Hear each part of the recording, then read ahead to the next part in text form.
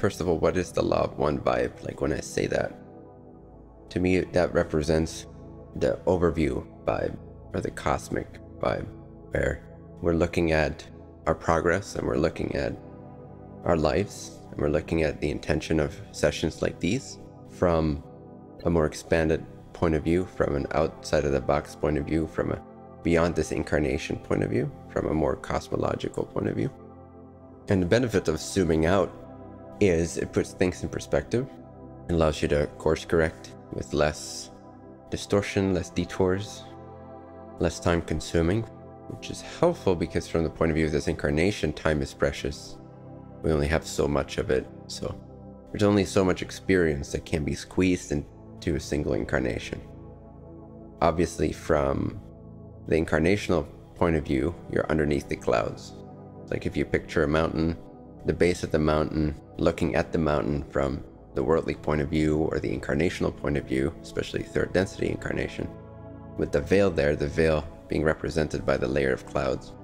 This mountain of the total view of your journey extends beyond those clouds. So if you were to look at it from the peak, you are above the veil, you're above the incarnational veil, you're above the limited perspective, which then allows you to send signals to your incarnational consciousness so that it can find a more direct route up the hill, up the mountain. Whereas otherwise you might just be spending a lot of time, a lot of experience, a lot of catalyst, repeating certain things so you don't have to repeat. One of my favorite quotes of the Law of One is coming through, so let me look that up real quick and quote it to you. Might be a good starting point. And I love it because it almost contradicts a whole lot of the other information.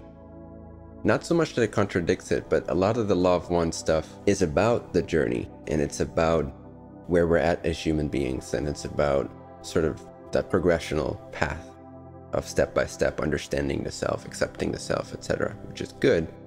But then in this quote, one could interpret it as almost nullifying it or offering you always that possibility or opportunity to quantum leap beyond the necessity of what a lot of the other stuff in the Law of One teaches. It doesn't contradict itself, but every once in a while through the Law of One, it will offer a little statement that just cuts through a lot of the journey, almost as if to preserve free will, but to still infuse the whole material for those that are ready with sort of a higher note within this octave of experience. To have infinity, you must identify or define that infinity as unity. At first, this may just be intellectual, but when you start to really get it, otherwise the term does not have any referent or meaning.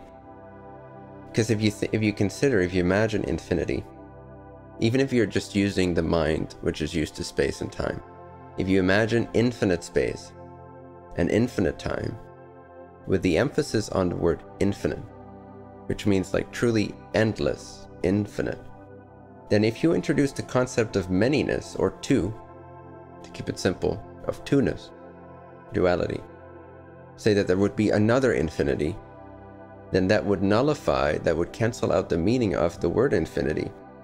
By definition, if it's infinite, you can't have two of it, because then where would the first infinity end and the second infinity start? Then it wouldn't be infinite, it would be just a finite thing. So that which is infinite cannot be many, for manyness is a finite concept. It means you have an end to something and then something else starts that is secondary to it. To have infinity, you must identify or define that infinity as unity. Otherwise, the term does not have any referent or meaning. In truth, there is no right or wrong.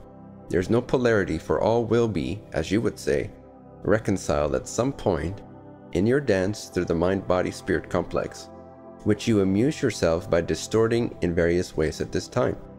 This distorting is not in any case necessary. It is chosen by each of you as an alternative to understanding the complete unity of thought which binds all things. You are not speaking of similar or somewhat like entities or things. You are everything, every being, every emotion, every event, every situation. You are unity. You are infinity. You are love light, light love. You are. This is the Law of One. Boom. what I love about this, again, is the way out, right? It's not a way out as in avoid everything. It's a way out because it highlights that you don't have to amuse yourself with the distortions. You're choosing it as an alternative to understanding the complete unity of thought which binds all things. Just get that. And as part of what I've been feeling and what gave rise to the next level dialogues is that very principle, is that you don't have to continue to amuse yourself. That's why every time we say, but what's next level? Every time a dialogue begins or a Q&A begins, and I pause you and I say, but you're still coming from that same alternative choice. You're still not choosing. And then people get frustrated because they're like, yeah, but how? But why? No, I mean, I'm sincere. But you're not seeing that you're choosing the alternative to understanding yourself as everything. So you're perpetuating it. You're feeling it. You are choosing it as an alternative.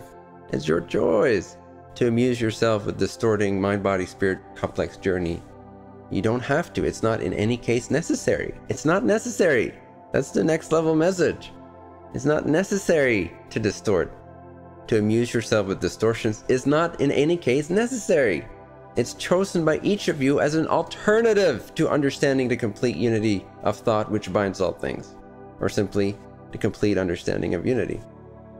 So that puts the ball in your court. It's like, well, do you want to understand the complete unity of all things, or do you want to amuse yourself, which is the previous level, with the distortions? Do you want to keep being amused by the distortions? It's an alternative, and you're choosing it. So it's not in any case necessary. That's the message of the next level, is it's not necessary. And we're going to focus on those who understand that they can choose the alternate path, or the non-alternate path, I guess. The path of truth instead of the path of amusement. The next level is not about amusement. I mean, it's enjoyable, it's fun, but it's not about amusing yourselves with distortions.